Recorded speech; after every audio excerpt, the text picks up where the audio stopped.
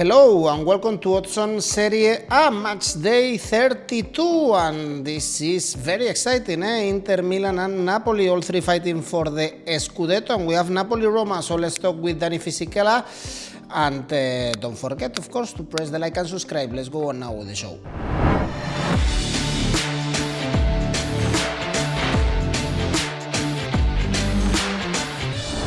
So, Danny, Inter are now the big favorites again to win the Scudetto. Are they? I don't know. I don't think anyone gives any credit to Bologna. Inter got a game in hand, virtually top of the league with 6 games to go. Look, this is going to be the Serie A of the many regrets, because a lot of teams are leaving points behind, and I don't think any of the top 4 teams are going to win the last 6. So it's still not yet decided. 67 the odds for Juventus to win the Scudetto. Be careful, it's not bad. Now Inter super favorites, 1.62 to win, and Milan 5, Napoli 5.5. So let's jump into the game of the favorite, Inter Milan, because they are opening this match day on Friday, traveling to Spezia after the victory against Verona, back-to-back victories, because they also won against Juventus. So, Danny, they can be top of the table. After them, the Milan are playing, and they are traveling to Spezia, a team that is completely safe, 11 points ahead of the relegation zone. Great job for Thiago Motta. It won't be easy. It's a ground where top teams struggle this season. Exactly. It won't be easy. Last season, Inter did 1-1 en route to win the Scudetto with Conte. Last season, Spezia beat Milan 2-0. This season, they scored at home against Juventus. They scored at home against Milan. They lost. Roma only scored in the last minute, 98 minutes, to win the game.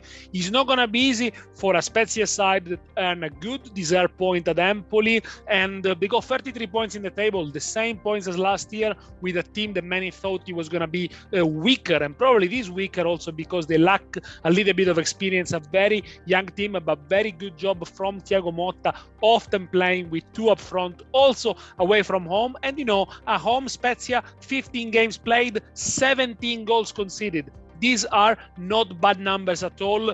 They will be saved. The salvation is very cheap so far this season. Maybe as cheap as 29 points. Spezia got 33. They will be playing Serie A next season.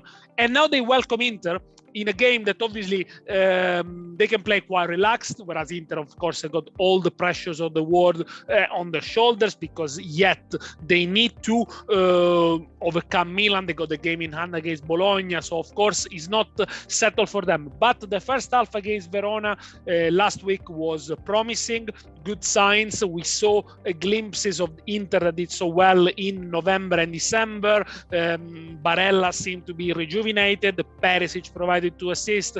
Dzeko scored. Brozovic, of course, always very important at the midfield. And also with a little bit of turnover, Inter managed to keep the clean sheet. 14 clean sheets in this season for Andanovic. He holds the record in Serie A. And now Inter are not only the best attack, but also the best defense in Serie A, 2 goals conceded in the last 6, also under lucky circumstances. Perhaps they should not have beaten Juventus, but here they are. Inter can go into the weekend top, waiting for Milan perhaps to beat Genoa comfortably, I would expect. But if we have to look at the betting market and we have to look at the good odds, considering that it might be a low scoring game, and I don't think it's going to be a walk in the park for Inter, if you go to the Asian handicap market and you switch to the second half, you will find good odds for Asian handicap plus 0.75 for Spezia in the second period. That pays 2-11. So that means if Spezia loses the second half only by 1 goal margin, you only lose half your stake. We are going to see very low odds for the favorites, and we are seeing many surprises. So it's not a bad idea to back the underdogs in this Serie A. After all, it's the weekend of Pasqua, of Easter, so there might be some surprises here and there. Yeah, unfortunately, by the way, usually in this weekend, they always play all the teams on Saturday, and it's a bit of a spread out. They don't play on Sunday, of course, of Pasqua. but they are playing Friday, Saturday, and Monday and Friday. We have also Milan, Genoa. You mentioned also, Danny, that the salvation is going to be very cheap. Genoa, they are in an awful run, only 2 victories in the whole season, but only 3 points away from Cagliari. They lost the solidity in defense against Lazio, always struggled to score, and we know, Danny, that Milan, they are also struggling to score. 3 goals scored in the last 5 games, no goals conceded at least. Second 0-0 in a row in Torino, very hard-fought game. Milan had some good chances, but not clear-cut chances, and that's what they are missing. They're missing their creativity. They're missing Ibrahimovic. They're missing Kessié. They miss Rebic, has been injured. So out of a sudden, with Giroud being completely dominated, by the way, by Bremer in the game against Torino, and with Leao having one of his rough patches, yes, Milan are lacking something. 5 consecutive clean sheets for Milan. That's the good news. Only 20 points in the last 10 games. Good average, 2 points per game, not enough to win the title. I think apart from physical fatigue, it's also mental fatigue. It's been the pressure, the last 2 games against Bologna and Torino.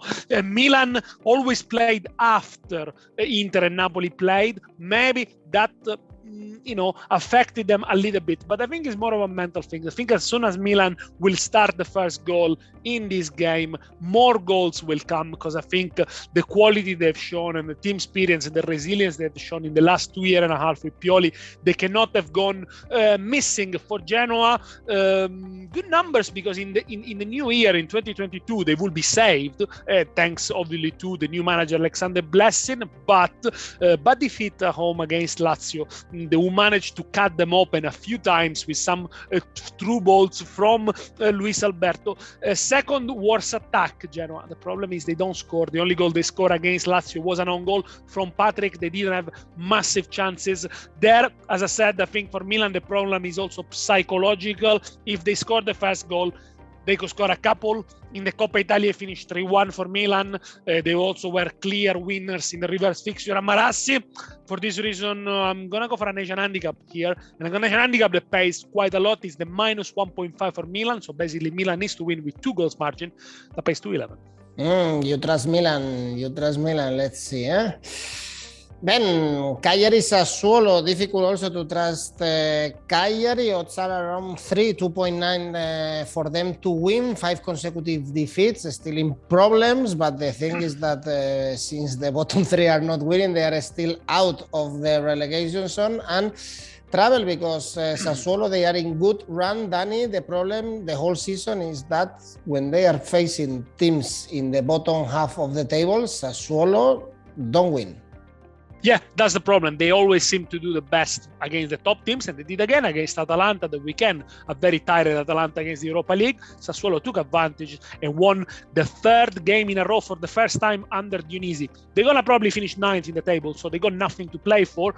But for a little bit of fun and to add a little bit more value to the already valuable players they have, the last ones they kind of people discover, but we have seen it in Serie A already for a couple of seasons, is Traoré. Scored 2 at the weekend, the 6th goal of the season. No midfielders born in the 2000s has done better than him in the top 5 leagues around Europe. He probably will be sold for a lot of money. So Scamacca, so Raspadori, so Berardi. A little bit of rebuilding for Sassuolo this summer, but now they can go to Sardinia and enjoy the fact that they always scored away from home this season, apart from when they got trashed 4-0 at Marassi against Sampdoria. So they are a high-scoring game, a high-scoring team away from home.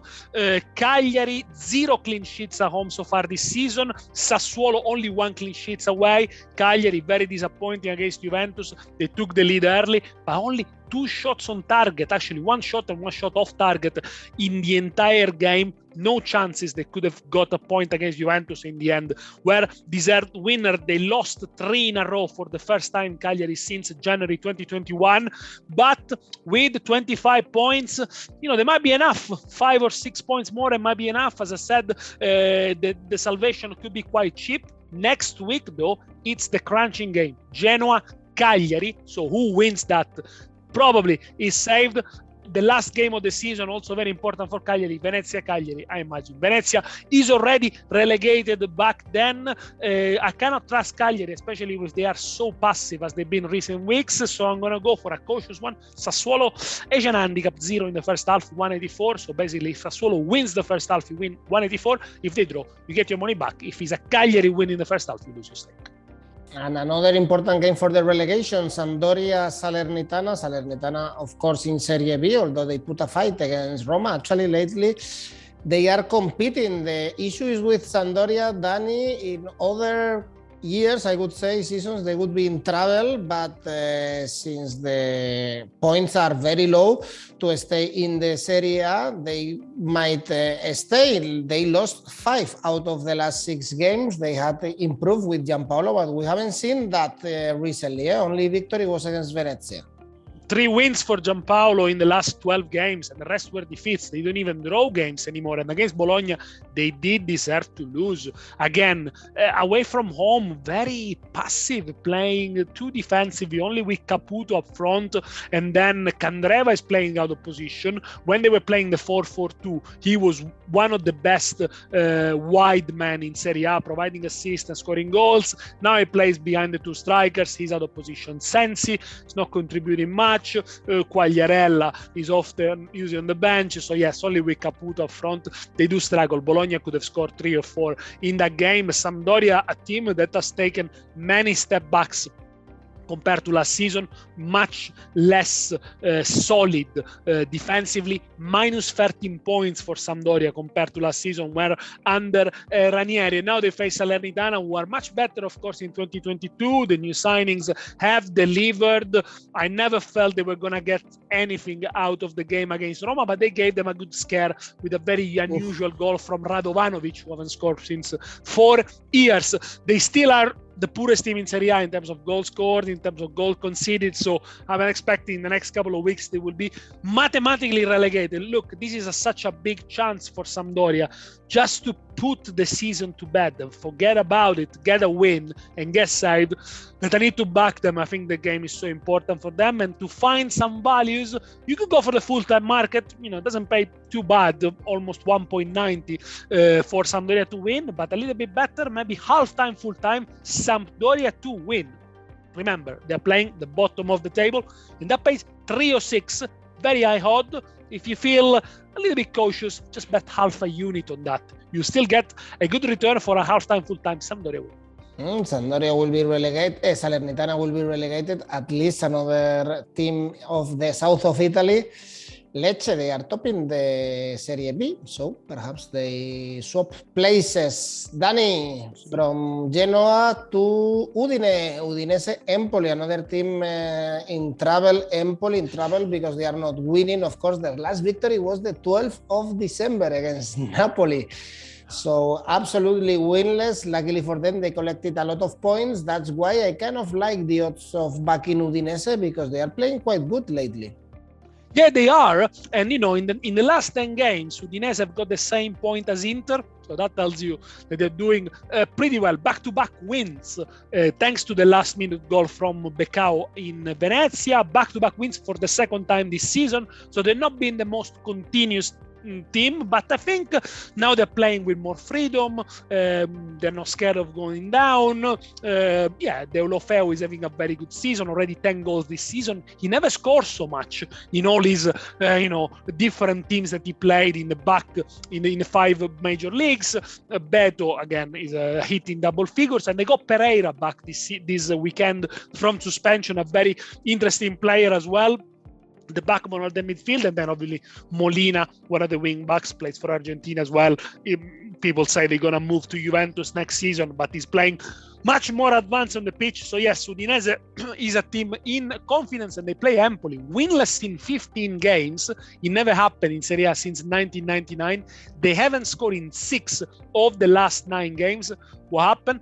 Maybe they started the season too strong, very strong. I remember on the reverse fixture, Empoli beat Udinese, one of the best performances I've seen in this league by a newly promoted team. And then maybe they started becoming too concerned about not conceding goals.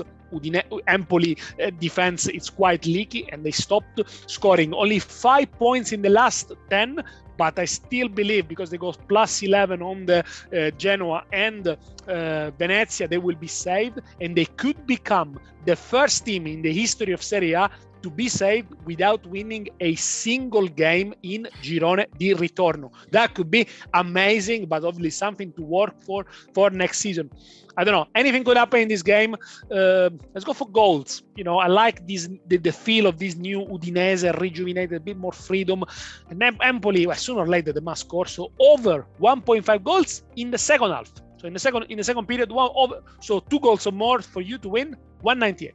It's exciting, Danny, this Serie A, but we have to say that Italian teams, they are disappointing us in Europe. We are seeing how the 3 best teams, they are not able to also win continuously games, and even the bottom teams, they are not able to get points. It's going to be very cheap, so it's really balanced, actually. That's why it's very good also for betting, but they are losing quality for sure. Yeah. I think it's a mediocre. It's a mediocre season, if you like. Yeah, it's levered toward the bottom. You can tell.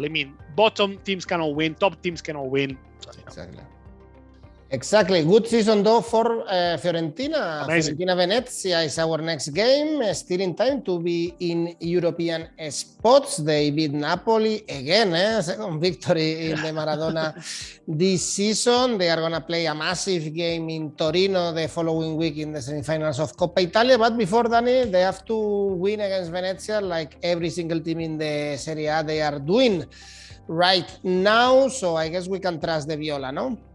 Well, you should. After what you saw in Napoli, great performance of character, team spirit, also good play. They play really, really well, took the chances really well. First goal in Serie A for Cone, second goal in Serie A for Cabral.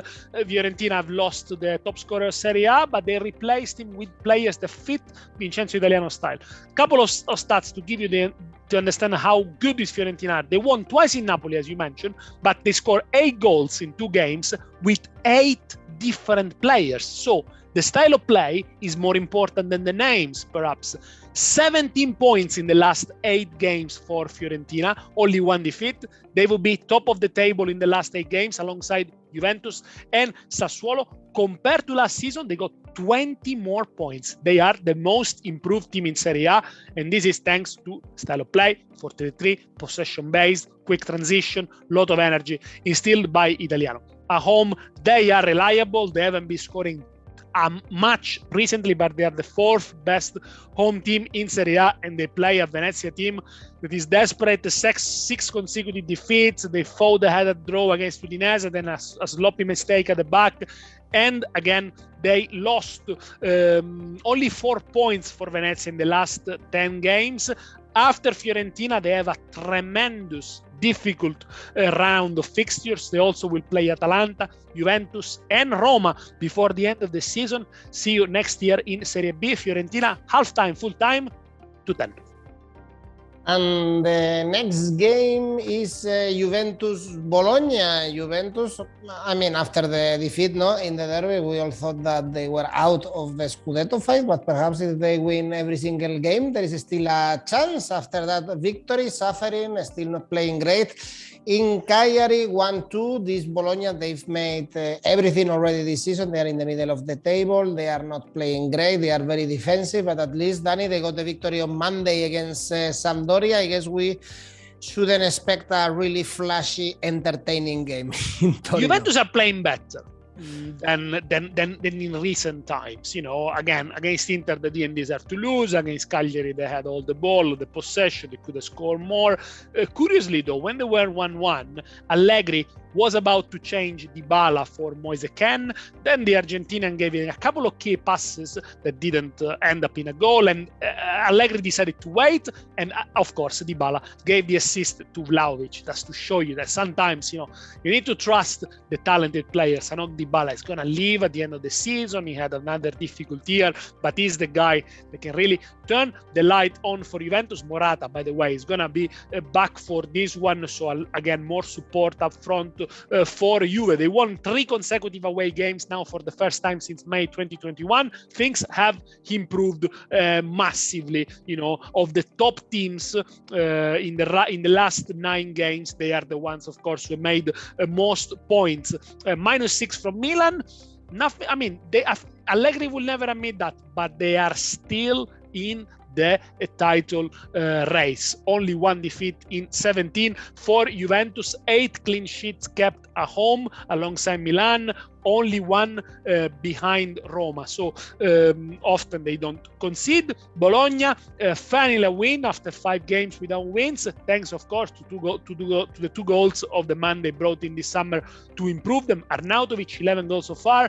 Maybe not as many as Bologna supporters would have expected, but when he's in form, when he delivers, Bologna often wins. They hit the bar twice against Sampdoria, totally deserved to win. Kept 2 consecutive clean sheets against Milan. Skorupski was the hero. Against Sampdoria, he didn't have much to do. They will play freely, I think, Bologna this one, if they manage to stay in the game for the first half and give Juventus a couple of things to think about. It could be a high scoring game. I think it could be an over 2.5 goals. Not that Juventus has scored many goals so far this season, but I think Bologna would approach this a little bit freely compared to previous weeks. Over 2.5 goals, 191. Goals we are seeing in Lazio games. Usually Serie A style. Lazio Torino is our next game. Hat-trick for Immobile against Genoa, still fighting to get into the Europa League next season, and they are in a good run for victories out of the last 5 Serie A games. Dani against Torino, a team that we know that they suffer when they are traveling. They won in Salerno, but even suffering 0-1. I think this is a 1, home victory. Well, I mean, this is a tough one because Torino is a tough nut to crack, especially when they play against the top teams. Torino is the team that conceded the less goals against top teams in Italy. Only 13 goals conceded. So, they don't concede you many chances. They don't concede you many clear-cut chances. They had a change in goal. Now is Berisha playing instead of Milinkovic-Savic. He's doing really well. Milan had a few chances, but not that many. Of course, Torino were a little bit defensive in the first half. No shots on target, but at the back, majestic Bremer once again.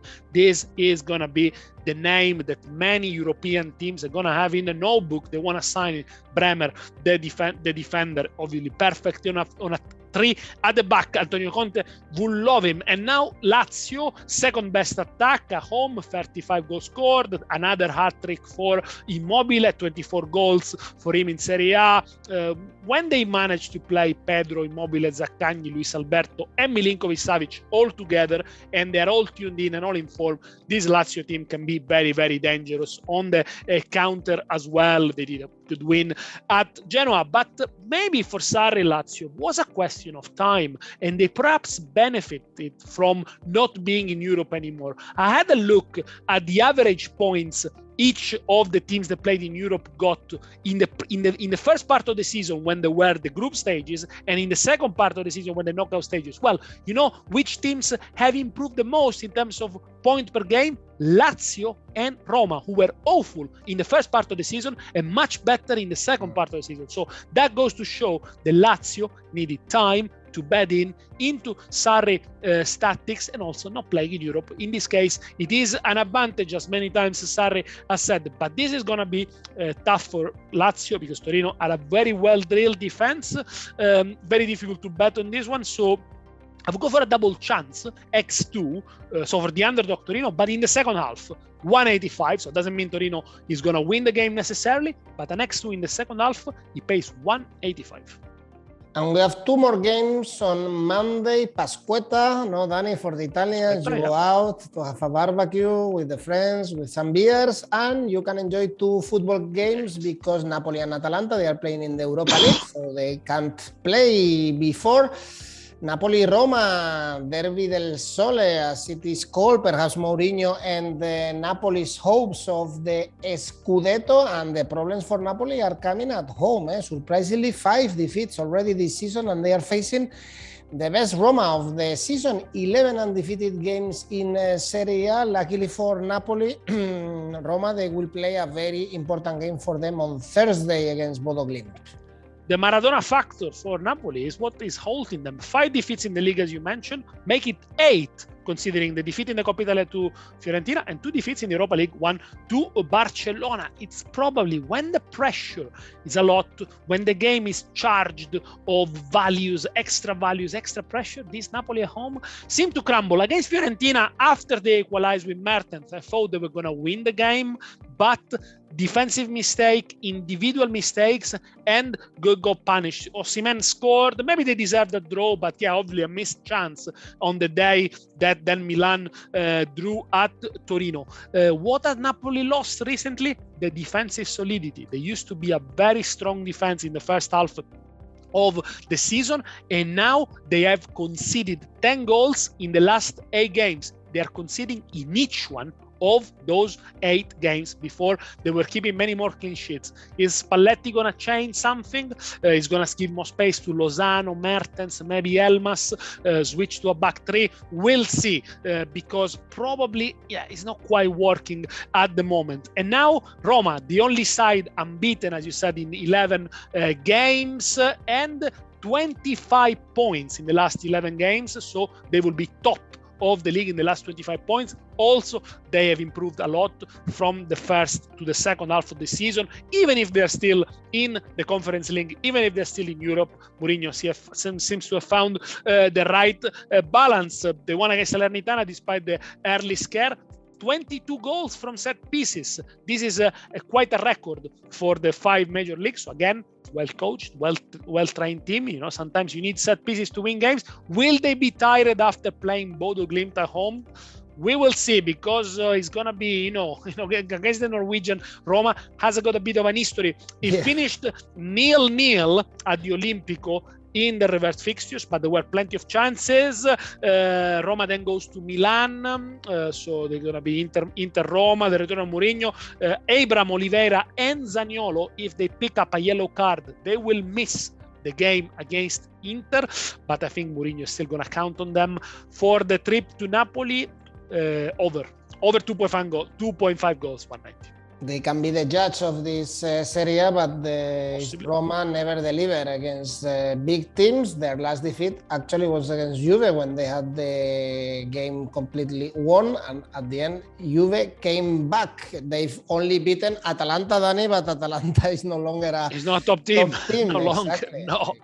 No, they are 8th right now. They are losing the hopes to be in Europe the next season, and this is disappointing, Danny, because we were talking about Atalanta's hopes to even fight for the Scudetto this season, and seeing how the Serie A developed, actually they could have done it, but they are in really poor form. Only 1 victory in the last 5 Serie A games, and Verona totally relaxed with nothing to play for. Perhaps they put some trouble and issues to Atalanta. Atalanta, we'll see what they do against Leipzig in the Europa League game. I predicted Leipzig to qualify in the other videos we've done with Alvaro. We'll see. Atalanta's been very disappointing, especially at home so far this season. Minus 14 points compared to last year, Atalanta. And they've done so poorly in the last 9 games. They only collected 8 points.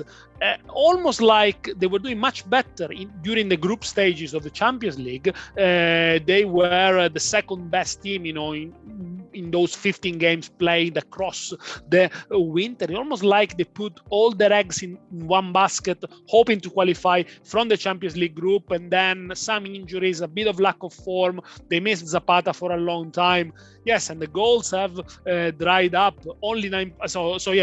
Verona in the last 10 games they got 15 points, and Verona only 9. They lost the last 2. Okay, they scored in 3 games in a row, but Muriel's goals came very late. The good news is obviously Zapata is back in form. Let's see if he plays or if he's Muriel again starting this one. Verona conceded 29 goals away, 2 goals at Inter, could have been more. Fourth worst defense when they travel, so they got an issue there when they concede far too many when they travel. I think against Inter they deployed another great tactic. They man-marked each Inter players even higher up the pitch, so Inter was able with good play to bypass their pressing and finding a lot of space in the first half. Let's see if they do the same against Atalanta, who's also a team that is quite aggressive. Without knowing the results of Atalanta Leipzig, it's a little bit difficult to suggest you what to bet on. But I do like Verona. I do fancy Verona here. Atalanta this season at home, I think they already lost 5 or 6 and they often concede. Go for an Asian handicap plus 0.5 for Verona, in the second half.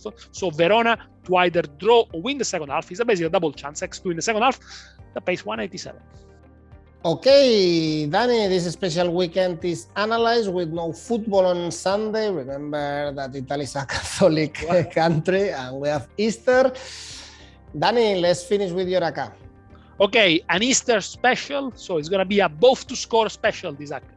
Milan Genoa both to score? No. Cagliari Sassuolo both to score? Fiorentina Venezia both to score? No. Napoli Roma both to score? Atalanta Verona both to score. I just wanted to make a special one. Total odds 15.72. This is difficult, The both to score market is super tricky. It is difficult, but it's Easter. Well, let's see if we find a surprise. Okay, let's try with the bunny, the rabbit, the chocolate, exactly. And the barbecue in Italy. Danny, enjoy Easter. Thank you. Bye-bye. Ciao, buona Pasqua, enjoy football. Ciao. I hope you enjoyed the video, so don't forget to leave your tips and predictions for this match day, and of course press the like and subscribe, and remember that we have also a podcast for you. Bye.